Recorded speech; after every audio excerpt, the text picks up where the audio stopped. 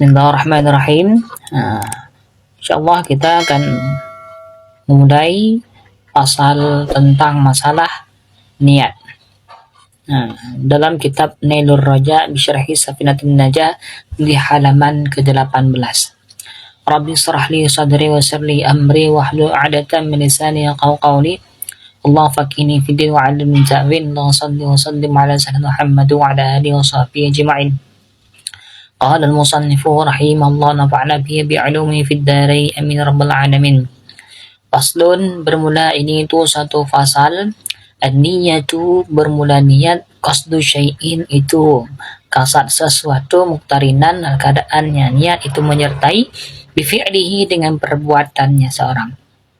Berarti niat tersebut yang dikatakan niat dalam kitab fikih mazhab Imam Syafi'i, yaitu kasatkan sesuatu yang menyertai dengan perbuatan. Contoh, kita sholat, ketika kita niat, niatnya berarti menyertai dengan takbir. Itu juga dengan wudu. Wudu berarti kita niatnya ketika di awal basuhan pertama, disitulah jatuh kita niat, menyertai dengan perbuatan, maka itu dikatakan niat. Tapi kalau keadaannya kita misalnya dari rumah, kita niat, sengaja aku sholat subuh 2 rakaat menghadap kiblat, tunaikan Allah Ta'ala. Kita berangkat, setelah kita niat itu berangkat ke masjid, udah berangkat kita Allahu Akbar tanpa niat, maka itu tidak dikatakan sebagai niat, tapi dikatakan sebagai azam, yaitu cita-cita. Mahalluha al-qalbu, dan bermula tempatnya niat al-qalbu itu dalam hati, ya kan, dalam hati. Wa talaffudu biha sunnatun, dan bermula lafaz biha dengannya niat, sunnatun itu sunnat. Berarti lafaz, kita melafazkan niat, usalli fardhu subhi, usalli fardhu zuhri, usalli fardhu asri, usalli fardhu maghribi, usalli fardhu isya'i. Itu lafaz-lafaz niat tadi. Enggak mesti niat salat, boleh niat tayamum, niat wudu, niat apapun niatnya. Niat itu merupakan hukumnya sunnah, tak wajib. Akan tetapi bukan lafaz niat, bukan niatnya. Lafaz niat itu, lafaznya, ucapan lafaz niat itu sunnatun, sunnah. Akan tetapi niatnya wajib, niat. Dan tempatnya niat itu dalam hati, al-qalbu, dalam hati. Jadi apa tujuan kita melafazkan niat tadi? Untuk memudahkan kita meniatkan di dalam hati dengan ada lafaz tadi, lafaz di awal. Waktuha inda qasdi awal juz'i minal wajhi, dan bermula waktunya niat, inda qasdi awal juz'i minal wajhi, itu di ketika basuhan awal pertama juzu minal wajhi, daripada wajah.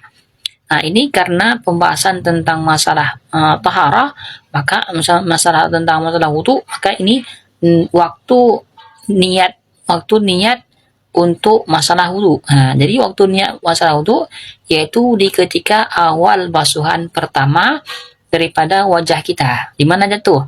Misalnya kita basuh pertama jatuhnya di dahi, maka di dahilah tempat awal kita niat. Kalau di pipi, maka di pipi jatuh awal niat kita. Kalau misalnya jatuhnya di dagu, maka di dagu jatuh niatnya. Wa tartibu, dan bertertib, dan pernah tertib, alla yuqaddamu udwun ala udwin, dan pernah tertib itu bahwa tidak didahulukan akan anggota ala udwin, di atas anggota.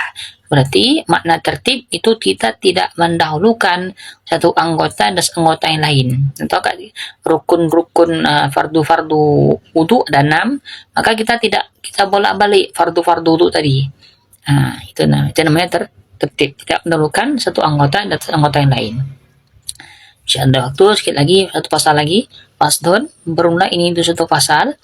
Al-ma'u qalilun wa kathirun, bermula air itu sedikit, wa kathirun, dan banyak.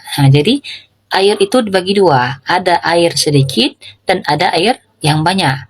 Fal qalilu ma dunal qullataini, maka bermula air sedikit, duma dunal qullataini, itu suatu air yang ketiadaan dua kulah. Maka air yang ketiadaan dua kulah itu dinamakan air sedikit.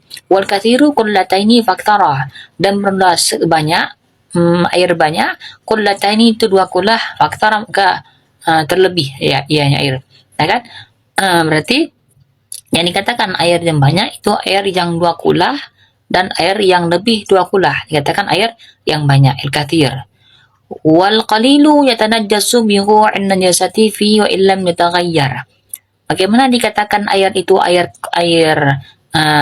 kategori airnya air yang sedikit dan kategori air yang banyak. Dikatakan wal qalilu, dan bermula air yang sedikit, yatanajjasu bi ghu'in najasati fi, itu bernajis ianya air, bi ghu'in najasati fi, dengan jatuh najis fi padanya air. Wa illam yataghayyar, sekalipun tidak berubah ianya air.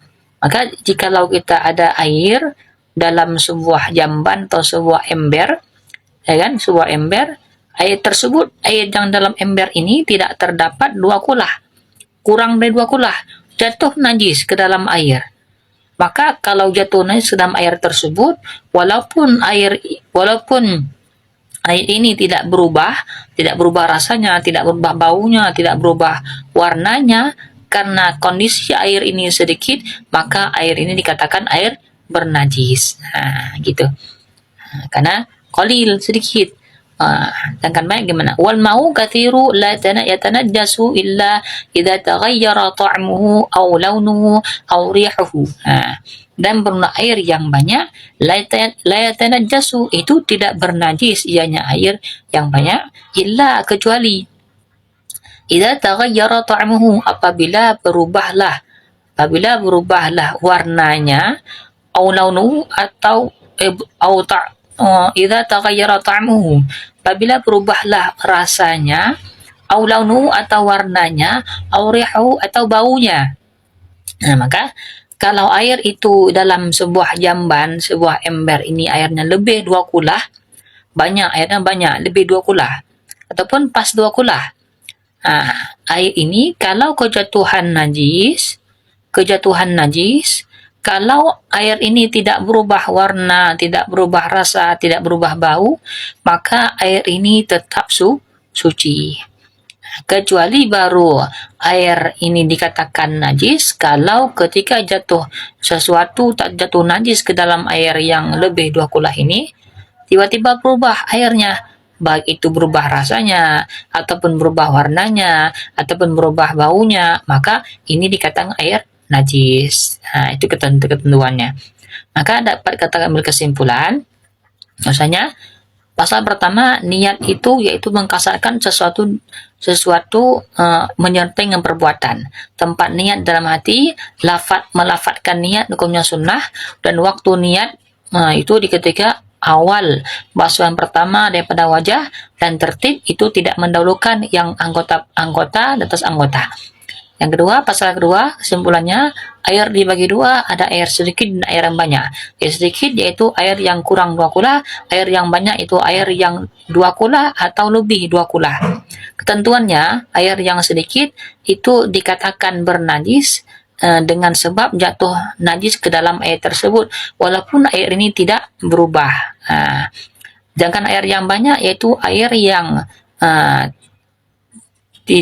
air itu dikatakan najis kalau ketika jatuh najis berubah rasa, warna atau bau.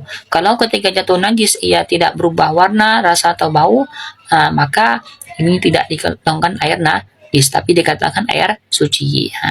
Mungkin demikian. Apabila kekurangan, kekhilafan, mohon untuk dikritik saran yang membangun untuk dapat memberikan sharing yang lebih membangun, insyaallah. Assalamualaikum warahmatullahi wabarakatuh.